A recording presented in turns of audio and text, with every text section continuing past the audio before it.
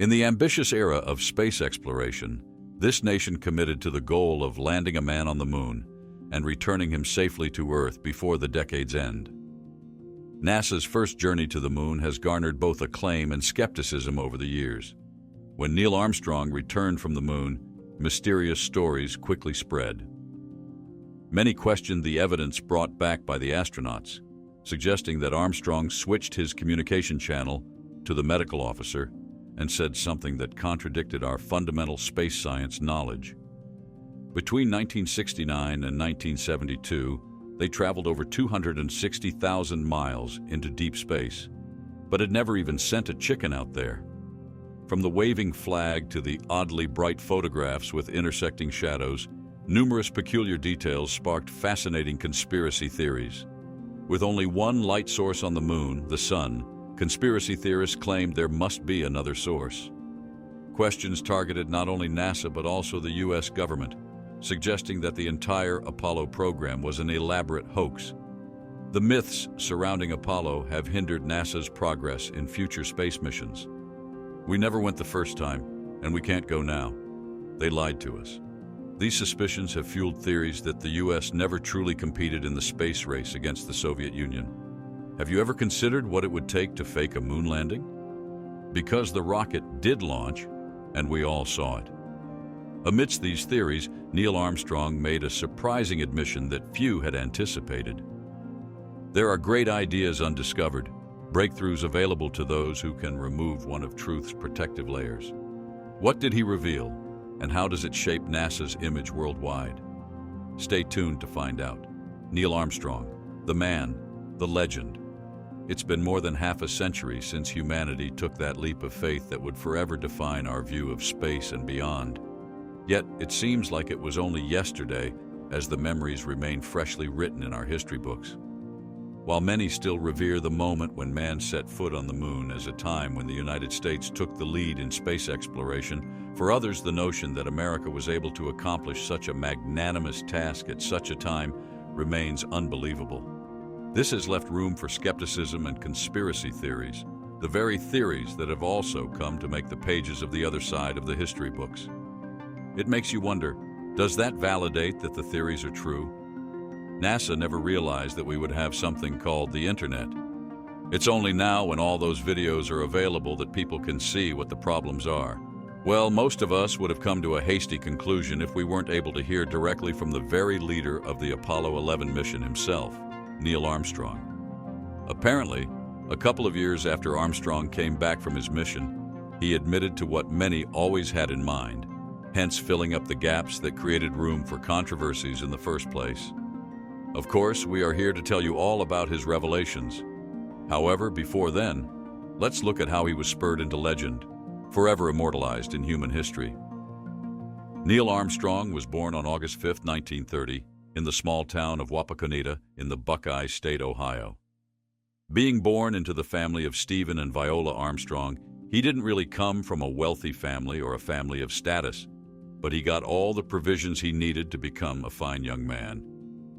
Growing up during the era of the Great Depression, some believe this period instilled in him values of resourcefulness, which became essential later in his space journey career, the very journey that got his name encrusted into the Earth. It was 50 years ago today, Apollo 11 lifted off on the way to that historic walk on the moon. And tonight, right here, what we did not know, right down to those famous words from Neil Armstrong. As a matter of fact, from a tender age, Armstrong harbored a deep fascination with planes and all things mechanical that soared through the skies. His passion was akin to a bond with the Wright brothers, as if he and they were kindred spirits born to conquer the sky. And it was only a matter of time before he got to that point. By the time Armstrong was much older, he was taken to air shows across the country. This literally fueled his fascination, making him even want to be seated in a pilot's seat sooner than ever before. This is astronaut Neil Armstrong, command pilot for the Apollo 11 moon landing mission. By 1947, Armstrong was on his way to Purdue University to study aeronautical engineering. However, his journey was interrupted by the Korean War 2 years later. Due to the fact that the United States Navy was a little short-handed at the time, he later went on to join them in the war. As a matter of fact, During his time serving in the Navy, he piloted 78 fighter jets, earning him his 3 very first air medals. This accomplishment only helped to bolster and seal his fate on the prospect of flying. By the time the war had ended, Armstrong went back to Purdue University, where he completed his degree. You should know that Armstrong already got his flying license at the age of 16 after he had taken flying lessons at a local airport at the age of 15. Neil Armstrong's first step in his spacesuit, which has become an iconic symbol of the lunar landing. As such, going to Purdue University was simply a means to fully understand the aeronautical dynamics that went on in the plane, and it did crown his understanding. Do you think that's all of the man's great achievements? Think again. By the time Armstrong was 17, he had worked and saved up money to buy his own plane, precisely a 1936 Aranca 7AC Champion. This exposed him further to the ins and outs of flying. Having a personal plane made learning even much easier for Armstrong. When he had mastered flying, he eventually went on to embark on a career as a test pilot, ensuring the safety and functionality of each aircraft that made their way to the sky. He most likely didn't know that this new endeavor of his would take him to NASA. Starting off in the realm of experimental aviation, he got involved in the X-15 rocket plane program, a program that aimed to test the speed limits and attainable altitudes of the then fastest planes in the world. At the time, the experiments were quite daring. However, it was feasible because Armstrong always loved the adrenaline rush he got from flying. In the year 1955, Armstrong was called to take up the role of test pilot for the National Advisory Committee for Aeronautics, the now NASA. It wasn't too long before Neil Armstrong established a presence in the committee, and by 1962, he was already selected as one of the new 9 astronaut candidates for the Apollo and Gemini space programs. This was one of the most exciting places in the world at that time. The flight test world was filled with excitement. Of course, we are permitted to say, from here onwards, the rest is history. Still looking at that history, we need to ask what effort could have possibly been put into the journey to space by NASA, and what was the major role that Neil Armstrong played that made him stand out right from the onset. Stay with us as we look into the very first initial journey to space. Armstrong's involvement in the Apollo missions and Gemini missions. If we are being sincere, the Apollo and Gemini missions were mainly driven by the rivalry between the United States and the Soviet Union. We can say it's true that the longing and urge to explore space was long in us as curious beings, but it was not until one party made the first move before it became a competition. In this very race, the person to make the first move was the Soviet Union. On October 4, 1957, they launched Sputnik 1, the very first world's artificial website. You'd think that they were satisfied pulling off such a great feat, but they weren't. On April 12, 1961, they successfully sent Yuri Gagarin into space aboard Vostok 1, making him the first human to orbit the Earth. So technically, from the onset, the Soviet Union was winning.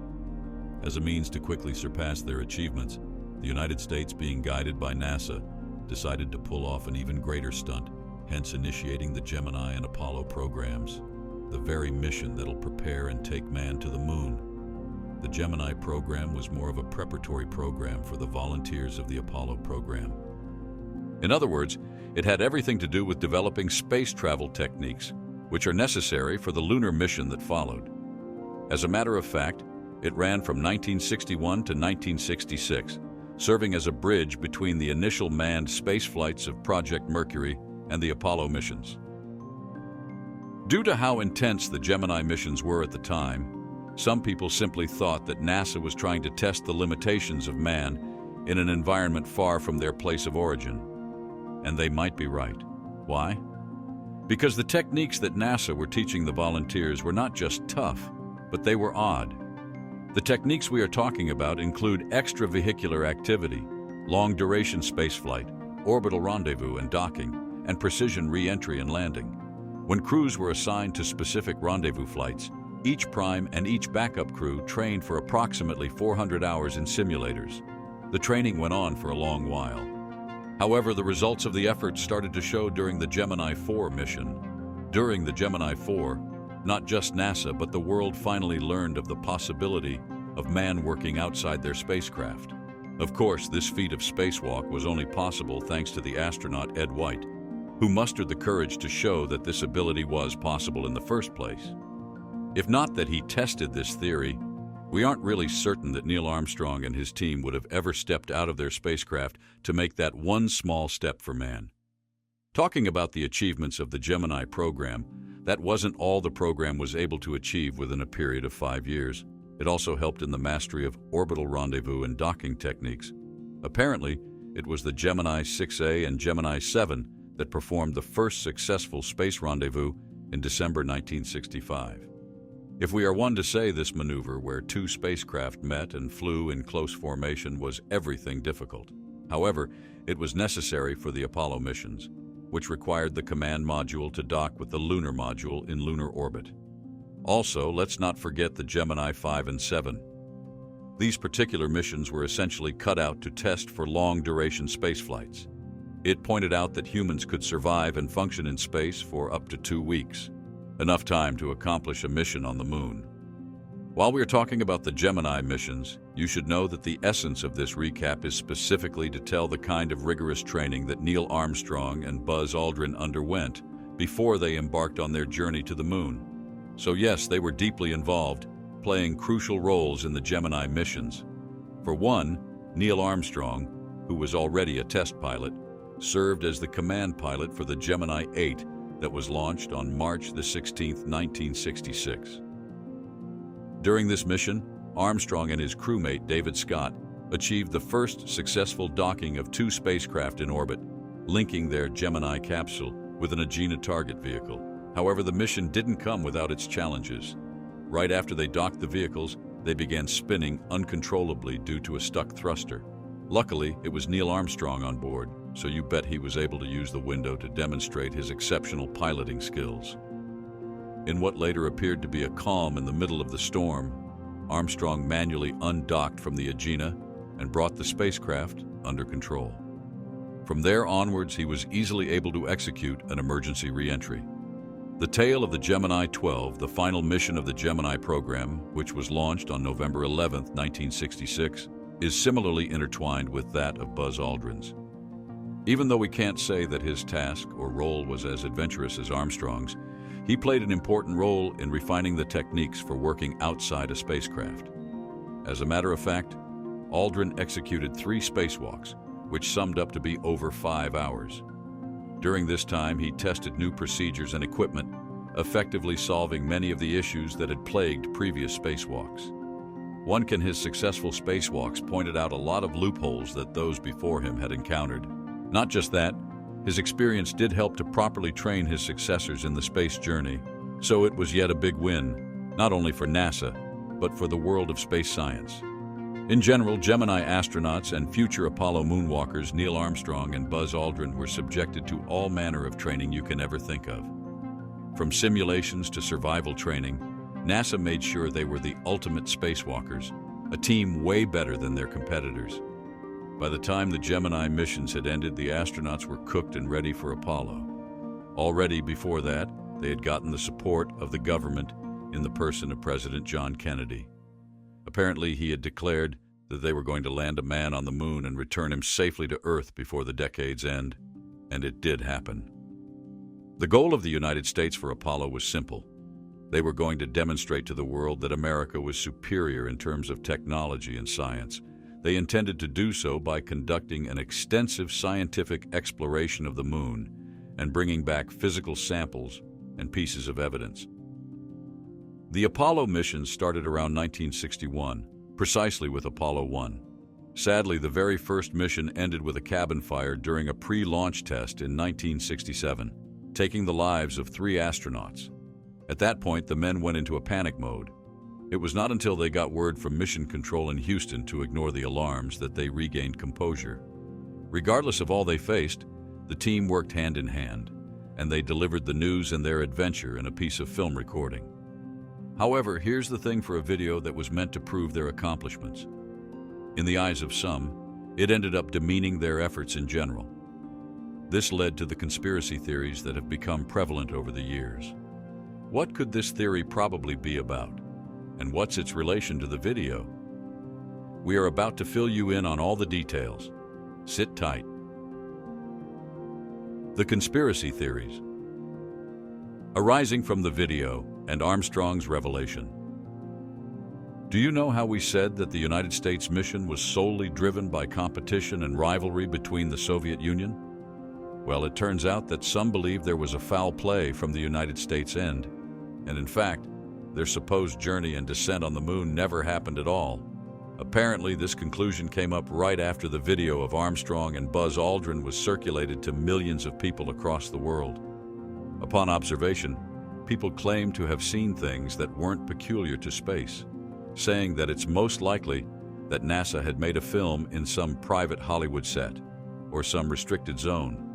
Furthermore, they claimed that the Apollo 11 mission was the scam of the century by the United States, a scam that aimed to show superiority in their cosmic race between their rivals, the Soviet Union.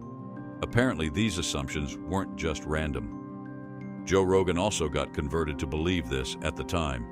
However, is it true? Let's consider the facts that made them point towards this conclusion in the first place. Starting with the U.S. flag was obviously waving in the video, a behavior only possible in an environment with wind. Knowing that there's no air in space, this affirmed that something was fishy.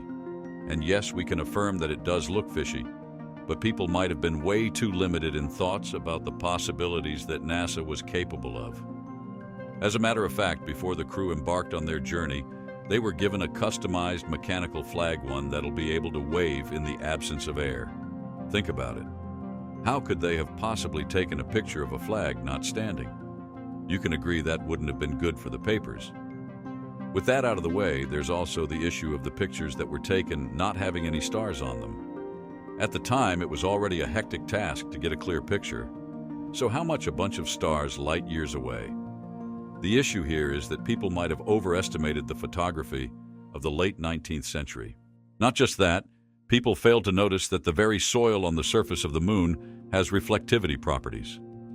The reflectivity and light absorption of the soil made it so that the photos were bright when taken at a closer angle. So, in conclusion, it was basically about properly checking all the facts, right? However, this likely didn't happen for everyone. Aside from the various unlikely content on the video, what really tipped people towards the assumption of foul play was Armstrong's urgent need to quit NASA. People thought that he was either ashamed or had something to hide. However, not so long before he died, he came out to admit that the journey to the moon was in fact very true. In his own words, he admitted that he had left NASA because of the way his friends and family treated him differently. Neil Armstrong enjoyed the parades, the presidential recognition, and all the perks of his achievements. However, his friends and family treating him highly were where he drew the line, hence why he had to leave his space exploratory life behind. Leaving NASA, you can say Neil Armstrong's life slowly became normal once again. He did receive a few salutations here and there, but it was nothing compared to having to be on the screens and in front of cameras every day. In the end, Neil Armstrong had a heart attack while skiing in Aspen, Colorado. He did get better at some point, but eventually died at the hospital on August 25, 2012. He died at the age of 82. For a man who simply wanted to live a humble life, Neil Armstrong probably didn't know that, even after his death, people would continue to honor him. To this day, we have minerals, streets, schools, museums, and several other buildings named after him. This goes to say his legacy lives on. We hope you were able to finally see the reason for all the conspiracy theories that have been laid pertaining to Armstrong's journey to the moon. We'd like to hear from you, so let us know what you think in the comment section. Also, don't forget to like and hit the subscribe button. See you next time.